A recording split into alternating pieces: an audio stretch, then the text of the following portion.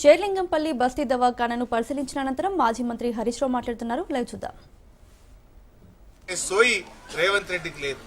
ఎంతసేపు మద్యం దుకాణాలు ఎట్లా పెంచుదామా, సారా ఎట్లా అమ్ముదామా, పైసలు ఎట్లా సంపాదించుదామా అనే ఆలోచిస్తుండు.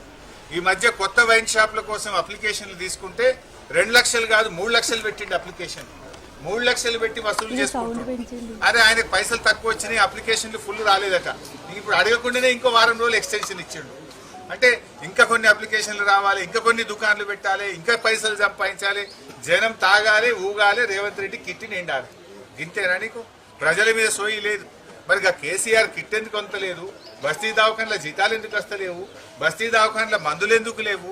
బస్తీ దవాఖానలో పరీక్షలు ఎందుకు లేవు అని ఒక్కనాడన్నా రివ్యూ చేసినావా?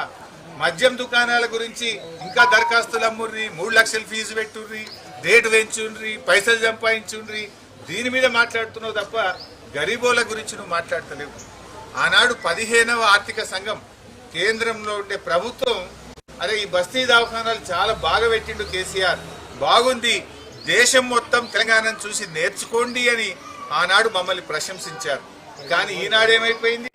బస్తీ దవాఖానాలకే సుస్థి పట్టింది. పనిచేసే సిబ్బందికి వైద్యం లేదు, గోళీలు లేవు, పరీక్షలు లేవు. ఆ డాక్టర్ అమ్మ చెప్తుంది అన్ని స్ట్రీట్ డాగ్స్ సార్, పొద్దున డ్యూటీకి వచ్చేటప్పుడు పోయేటప్పుడు ఏడ కుక్కలు కరుస్తాయని భయంగా వస్తున్నాము అని చెప్పి ఆ డాక్టర్ అమ్మ చెప్తున్నటువంటి పరిస్థితి. అంటే జిహెచ్ఎంసీ అసలు పనితీరు బాగలేదు. చివరికి బస్తీ దవాఖాన పరిస్థితి ఏంటంటే దానికి మీటర్ కూడా లేదు, బయట కొండేసి దవాఖానలో కరెంట్ నడుస్తుంది. పోయి ఆడ పోయి బీపీ మీటర్ చూస్తే ఆ బీపీ మీటర్ కూడా అందులో బ్యాటరీలు అయిపోయినాయట. బీపీ చెక్ చేసే మిషన్లో బ్యాటరీలు అయిపోయినాయి.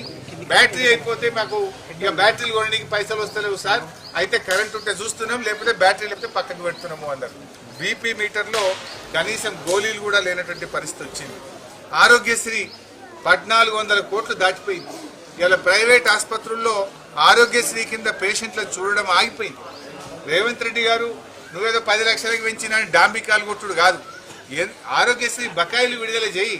మాట్లాడితే గ్రీన్ ఛానల్ అంటావు. గ్రీన్ ఛానల్ మాటలకే అయింది తప్ప పేదవాళ్లకు వైద్యం అందించడానికి నీ ప్రభుత్వంలో ఆరోగ్యశ్రీ బకాయిలు విడుదల కావడం లేదు. ఆనాడు కేసీఆర్ గారి ప్రభుత్వం ఆరోగ్యశ్రీ కింద 7,000 కోట్ల రూపాయలు చెల్లింపులు చేసింది. 3,000 కోట్లు సీఎంఆర్ఎఫ్ కింద చెల్లింపులు చేశాం. 10,000 కోట్లు ఖర్చు పెట్టి ఆరోగ్యశ్రీ కింద సీఎం రిలీఫ్ ఫండ్ కింద పేదలకు వైద్యం అందించింది కేసీఆర్ ప్రభుత్వం.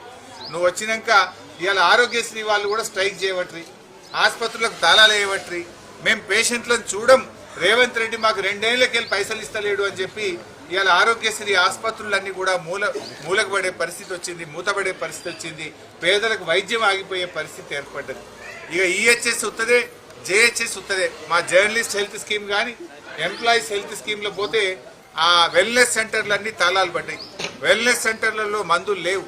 జర్నలిస్టుల పిల్లలకు కానీ, జర్నలిస్టుల తల్లిదండ్రులకు కానీ, జర్నలిస్టుల కుటుంబ సభ్యులకు కూడా ఇవాళ వైద్యం అందుబాటులో లేదు.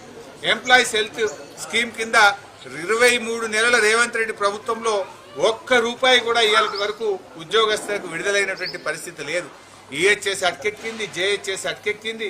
ఆరోగ్యశ్రీ అయితే సేవలు నిలిచిపోయే పరిస్థితి ఏర్పడ్డది. బస్తీ దవాఖానాలకు సుస్థి పట్టింది. కేసీఆర్ గారు ప్రారంభించిన టిమ్స్ హాస్పిటళ్లు నత్తనడక నడుస్తూ ఉన్నాయి. ఇదే ఎర్రగడ్డలో ఒకటి, ఎల్బీ నగర్లో ఒకటి, అదేవిధంగా నిమ్స్ ఒకటి, అటుపోతే సనత్ నగర్ ఒకటి, అటుపోతే మల్కాజ్గిరిలో ఒకటి. కేసీఆర్ గారు నలుదిక్కుల 4 సూపర్ స్పెషాలిటీ ఆసుపత్రులు కట్టి పేదలకు వైద్యం అందుబాటులోకి తేవడానికి ఆయన ప్రారంభిస్తే 2 సంవత్సరాల నుంచి దాన్ని మూలకు పెట్టిరు. అంటే నీకు ఏ పని కూడా ఇష్టం లేదు. ఏమన్నా ఉంటే నీ కిట్ ఎట్లా నిండాలి, నీ వసూలు ఎట్లా అనేది ఆలోచన చేస్తున్నావు తప్ప ఇంకా సూపర్ స్పెషాలిటీ టిమ్స్ హాస్పిటల్ ఎప్పుడు పూర్తి చేద్దాం, బస్తీ దవాఖానాలు ఇంకా మంచిగా ఎట్లా చేద్దాము అనే సోయి నీకున్నదా? ఇవాళ ఏ విషయంలో ఒక్కటన్నా చక్కగా ఉందా ఈ రాష్ట్రంలో? ఇవాళ ఇప్పటికైనా మేము కోరేది ఒక్కటే, పాపం బస్తీ దవాఖానాల్లో పనిచేసే డాక్టర్లు, వైద్య సిబ్బంది జీతాలు లేక 6 నెలలకెళ్ళి ఇబ్బంది పడుతున్నారు. తక్షణమే వాళ్ళ జీతాలు విడుదల చేయాలని చెప్పి డిమాండ్ చేస్తూ ఉన్నాం.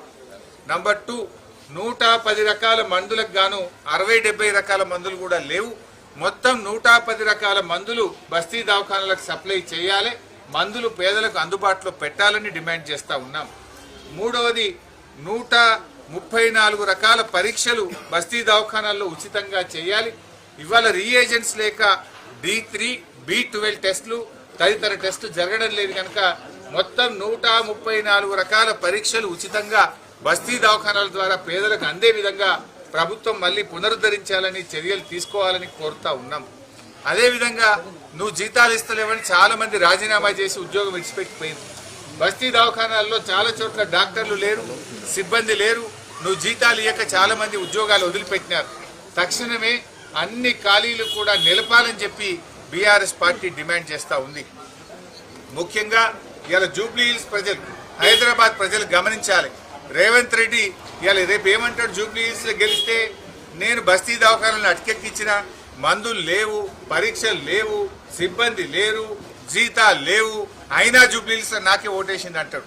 ఇవాళ జూబ్లీ హిల్స్ లో మీరు కర్రు కాల్చి వాత పెట్టండి, అప్పుడైతే బస్తీ దవాఖానాలు మెరుగుపడతాయి, బస్తీ దవాఖానాలకు మందులు వస్తాయి, పరీక్షలు జరుగుతాయి, ఆ సిబ్బందికి జీతాలు వస్తాయి. అంటే ఎందుకంటే ఈ ప్రభుత్వం యొక్క వైఫల్యాన్ని మనం ఎత్తి చూపాలంటే జూబ్లీ హిల్స్ ప్రజలు దీని మీద మంచి నిర్ణయం తీసుకోవాలి.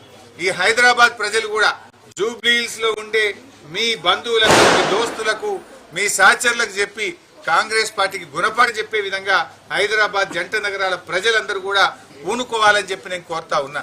ఎందుకంటే ఇలా స్పష్టంగా అర్థమైతా ఉంది, ఏ విషయంలో చూసినా కూడా మళ్ళా నల్ల బిల్లులు మోపైనాయి, మళ్ళా కరెంటు బిల్లులు పెద్ద పెద్ద వస్తున్నాయి. ఇవాళ నల్ల బిల్లులు కూడా విపరీతంగా పెంచుతున్నారు. ఆనాడు 20,000 లీటర్ల వరకు ఉచితంగా కేసీఆర్ ప్రభుత్వం నీళ్లు ఇచ్చింది. ఇవాళ ఇంటింటికి మళ్ళీ పొడుగు నల్ల బిల్లులు పంపుతున్నారు, మళ్ళా కరెంటు బిల్లులు పంపుతున్నారు, మళ్ళా ప్రజలు ఇబ్బంది పెడుతున్నారు. ప్రజల సేవలు తగ్గిపోయినాయి, బిల్లులు మాత్రం పెరుగుతూ ఉన్నాయి. ప్రజలు వీటన్నిటిని కూడా గమనించాలని చెప్పి కోరుతున్నాం. రేవంత్ రెడ్డిని కూడా మేము కోరేది ఒక్కటే, కిట్టి నిండడం గురించి కాదు, కిట్ల గురించి ఆలోచించు, బస్తీ దవాఖానాల గురించి రివ్యూ చేయి, మందుల సరఫరా పునరుద్ధరించు.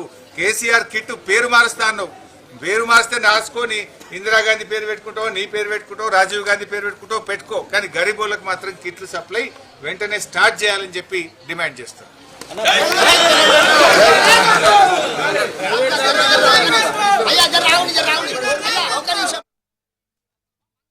వెల్నెస్ సెంటర్లన్నీ తాళాలు పడ్డాయి. వెల్నెస్ సెంటర్లలో మందులు లేవు. జర్నలిస్టుల పిల్లలకు కానీ, జర్నలిస్టుల తల్లిదండ్రులకు కానీ, జర్నలిస్టుల కుటుంబ సభ్యులకు కూడా ఇవాళ వైద్యం అందుబాటులో లేదు. ఎంప్లాయీస్ హెల్త్ స్కీమ్ కింద 23 నెలల రేవంత్ రెడ్డి ప్రభుత్వంలో ₹1 కూడా ఇవాళ వరకు ఉద్యోగస్తులకు విడుదలైనటువంటి పరిస్థితి లేదు. ఈహెచ్ఎస్ అటకెక్కింది, జేహెచ్ఎస్ అటకెక్కింది, ఆరోగ్యశ్రీ అయితే సేవలు నిలిచిపోయే పరిస్థితి ఏర్పడ్డది, బస్తీ దవాఖానాలకు సుస్థి పట్టింది. కేసీఆర్ గారు ప్రారంభించిన టిమ్స్ హాస్పిటళ్లు నత్తనడక నడుస్తూ ఉన్నాయి. ఇదే ఎర్రగడ్డలో ఒకటి, ఎల్బీ నగర్లో ఒకటి, అదేవిధంగా నిమ్స్ ఒకటి, అటుపోతే సనత్ నగర్ ఒకటి, అటుపోతే మల్కాజ్గిరిలో ఒకటి. కేసీఆర్ గారు నలుదిక్కుల 4 సూపర్ స్పెషాలిటీ ఆసుపత్రులు కట్టి పేదలకు వైద్యం అందుబాటులోకి తేవడానికి ఆయన ప్రారంభిస్తే 2 సంవత్సరాల నుంచి దాన్ని మూలకు పెట్టింది. అంటే నీకు ఏ పని కూడా ఇష్టం లేదు, ఏమన్నా ఉంటే నీ కిట్ ఎట్లా నిండాలి, నీ వసూలు ఎట్లా అనేది ఆలోచన చేస్తున్నావు తప్ప ఇంకా సూపర్ స్పెషాలిటీ టిమ్స్ హాస్పిటల్ ఎప్పుడు పూర్తి చేద్దాం, బస్తీ దవాఖానాలు ఇంకా మంచిగా ఎట్లా చేద్దాము అనే సోయి నీకున్నదా? ఇవాళ ఏ విషయంలో ఒక్కటన్నా చక్కగా ఉందా ఈ రాష్ట్రంలో? ఇవాళ ఇప్పటికైనా మేము కోరేది ఒక్కటే, పాపం బస్తీ దవాఖానాల్లో పనిచేసే డాక్టర్లు, వైద్య సిబ్బంది జీతాలు లేక 6 నెలలకెళ్ళి ఇబ్బంది పడుతున్నారు. తక్షణమే వాళ్ళ జీతాలు విడుదల చేయాలని చెప్పి డిమాండ్ చేస్తూ ఉన్నాం. నంబర్ 2, 110 రకాల మందులకు గాను 60-70 రకాల మందులు కూడా లేవు. మొత్తం 110 రకాల మందులు బస్తీ దవాఖానాలకు సప్లై చేయాలి, మందులు పేదలకు అందుబాటులో పెట్టాలని డిమాండ్ చేస్తూ ఉన్నాం. మూడవది, 134 రకాల పరీక్షలు బస్తీ దవాఖానాల్లో ఉచితంగా చేయాలి. ఇవాళ రీఏజెంట్స్ లేక D3, B12 టెస్టులు తదితర టెస్టులు జరగడం లేదు కనుక మొత్తం 134 రకాల పరీక్షలు ఉచితంగా బస్తీ దవాఖానాల ద్వారా పేదలకు అందే విధంగా ప్రభుత్వం మళ్ళీ పునరుద్ధరించాలని చర్యలు తీసుకోవాలని కోరుతా ఉన్నాం. అదేవిధంగా నువ్వు జీతాలు ఇస్తలేవని చాలా మంది రాజీనామా చేసి ఉద్యోగం విడిచిపెట్టిపోయింది. బస్తీ దవాఖానాల్లో చాలా చోట్ల డాక్టర్లు లేరు, సిబ్బంది లేరు. నువ్వు జీతాలు ఇవ్వక చాలా మంది ఉద్యోగాలు వదిలిపెట్టినారు. తక్షణమే అన్ని ఖాళీలు కూడా నిలపాలని చెప్పి బీఆర్ఎస్ పార్టీ డిమాండ్ చేస్తూ ఉంది. ముఖ్యంగా ఇలా జూబ్లీ హిల్స్ ప్రజలు, హైదరాబాద్ ప్రజలు గమనించాలి.